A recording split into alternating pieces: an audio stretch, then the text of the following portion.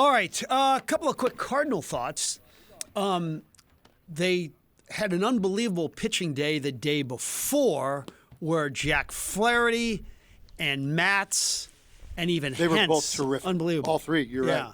Did you happen to see some of Flaherty, and does he, just kind of an overall view, this version of Jack Flaherty and what it could do? Well, but I'm not surprised, though. Healthy. If you're healthy, should be very good. From anywhere from being a Cy Young contender to just being good and solid and give you innings, somewhere in that range. I was more impressed watching Steven Matz because I sort of had that expectation for Flaherty. Okay. But Matz, I wanted to see, okay, what's he going to have? He looked really good, I thought. His motion, everything looked really smooth and compact and putting the ball right where he wanted it. I was very encouraged by Steven Matz. And then what about the possibility of expediting the learning curve with Hentz, like some teams do with young pitchers, and just letting this flamethrower, if he pitches well the rest of the spring and be on the roster? Well, if you can perform, anybody on the roster, anybody at spring training, if you can be great for a month, sky's the limit. Go wherever you want. But you don't want to put a player in a position to fail. Sometimes you try not to do that, and they fail anyway. But especially young guys, you want to put them at this point in time in a position to succeed. Does that mean, hey, you're better than everybody we got on the big league in the bullpen? You're in. Yeah, that would be a stretch, I think, given lack of experience. But it certainly appears that he's on the fast track. Yeah, and then the combination of Helsley, Hicks, and Hentz, God, 3 H's there, all thrown at 100.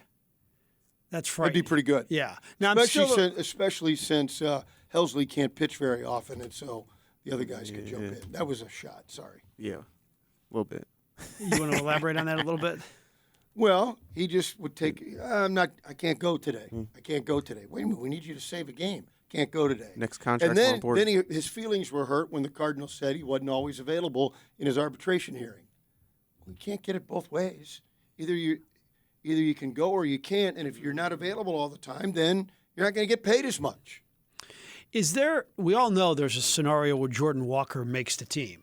There is. He can be a starting outfielder. Absolutely. Right. Okay, we'll get to that in a moment. But is there a scenario where the 400-hitting, hard-throwing Mason Wynn makes this team right out of camp? I don't think so. Okay. Assuming health. I don't think so. I think, you between Edman, Donovan, Gorman, and DeYoung, you're fine where you are in the middle infield. Unless, I just don't see it. Does he hit 600 the rest of the way? I guess maybe. You got to wait till. Here's what you got to look for. Look for how he does on the road the rest of March, especially the last 2 weeks when he's playing against veterans, big league veterans on the road, because they don't often travel. Yeah. So, you're not going to see, the studs go to Jupiter very often. In, the very last week or so, you might keep him in their rotation, but see how he does the last couple of weeks. I think that's a stretch. The most interesting battle, and I'm not sure if you can call it a specific battle because Nolan Gorman just could end up being the full-time DH, but the second base situation, because not only is Gorman hitting .353, going to the opposite field, he also is slick fielding. Now, I'm not saying he's Joe Morgan, but the mobility, the arm, everything is improved. Not necessarily the arm. The arm is always good, but he's definitely moving better. It's one more year playing second base. Do you think we got a battle here? Yes. Well, here's what I love. He's not conceding anything. He's competing for the starting job. And as a manager, that's what you want. Who's going to win it? I don't know. The other guy then can be a DH or a sub or whatever. The open competition is terrific, and that's what you want. What will really be interesting, though, is if Donovan plays great the rest of the way, trying to figure out what you're going to do. And if Walker makes the team, suddenly you got a log jam in that fourth outfielder DH combination spots between Yepes and one of the second basemen and another outfielder and, Burleson and Gomez and all those. It's going to get jammed up, and it's going to be really interesting to see how the Cardinals play it. But again, it's a good problem to have rather than everybody hitting 140 at the end of March and you go, my gosh, can anybody here play? Yeah. Here's the thing, too, is going into spring training, the outfielder that I had the most confidence that was going to play all the time was Tyler O'Neill because, A, Nootbaar's only had a good half year, Carlson's coming off a bad year, and Jordan Walker has never done it. Now, I'm not so sure I feel that way because Tyler O'Neill has not hit. Walker really has. Carlson has had homers in back-to-back days. And, the Nootbaar story was awfully good at the end of last year. I wonder if Tyler O'Neill is the odd man looking in. I think all those are possibilities. It's weird. I don't look at spring training stats. In a basic overt way, in that if a guy's hitting great, super, that's good. You take that on its own. But just because a guy doesn't have stats doesn't mean he's not playing well or hitting the ball well or getting good at bats and that sort of thing. I think you really have to dig deeper. And so I think it's a little early to worry about the stats. But I think the guys who are raking get extra credit, no question, to me anyway. Yeah. All right. Anything else spring training-wise jumping out at you? Well, the backup catcher spot. We just automatically wrote in Kisner. Now this other guy comes in, veteran. I don't know if he's any good or not. I've never heard of him.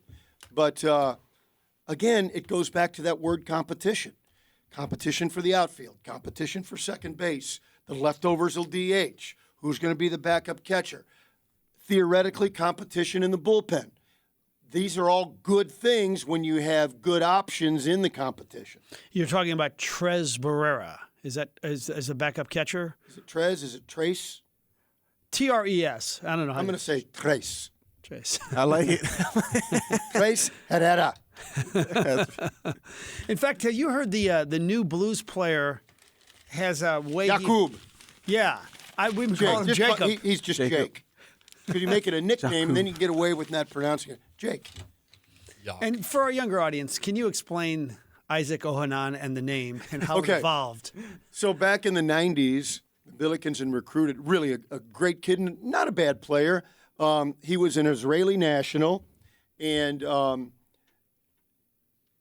they ended up calling him Isaac Ohanan. In fact, for a while, it looked like he was going to be Ike Ohanan from Dublin because his name started with an O. But I refused to do that, and he got a kick out of me trying to say his name, in Hebrew. I think it was Itzhak Ochanan. Exactly. Yeah. And he got a big kick out of that, so I kept it up. But they would call him Ike and Isaac, and it was really pretty ridiculous because nobody could say it right. To this day, the two things that I catch the most heat about is Isaac Ohanan and that first game against Marshall. It was a Saturday, and he couldn't play right away, but he got eligible, and he scored 18 points. And I did a story like he was going to be the next Larry Bird. And so to this day, Mike Bush says, he's going to be another Isaac Ohanan, right? Tell him, here's how you start to win that battle. Turn the tables and give it the Hebrew. Itzhak Ochanan. Exactly. But here's the thing, though. He was a three-man at about 6'6"? No, I think a little taller. Yeah. 6'7", three-man.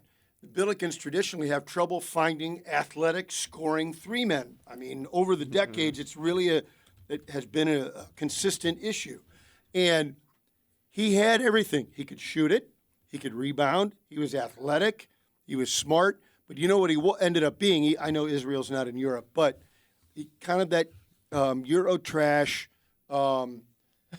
skill set of unbelievable in every drill you can possibly think of, but get in real competition, physical man-to-man competition. Some of those skills eroded. Which was always kind of a common denominator, at least in that era Yeah. of guys that came over. They'll win every drill. Yeah. But put them in a game where you're competing. It's very tough. He did have a really diverse skill set. So at times he was kind of fun to watch. The other one, I think I've told you this, is I catch the most heat. It's with Trey Wingo. Is on a Saturday, he's anchoring and I'm reporting, and we have 12 minutes of local sports at 5 and 6, 6 minutes a show, which is unheard of nowadays. Yeah. So you have to have a long piece in one of those shows to fill time. And we got nothing. It's like 2:00. I got no camera. I couldn't shoot it back then myself. So the Billikens, I finally get a camera for the second half of a Billiken game at Enterprise. We go over there, and Scott Highmark scores 6 points in the second half. I did this 2.5 minute piece. Look at these Scott Highmark shots. Yes. And to this day, I'll get a text from Wingo. Any more great Scott Highmark second half pieces? Oh man, we were bad. The second half.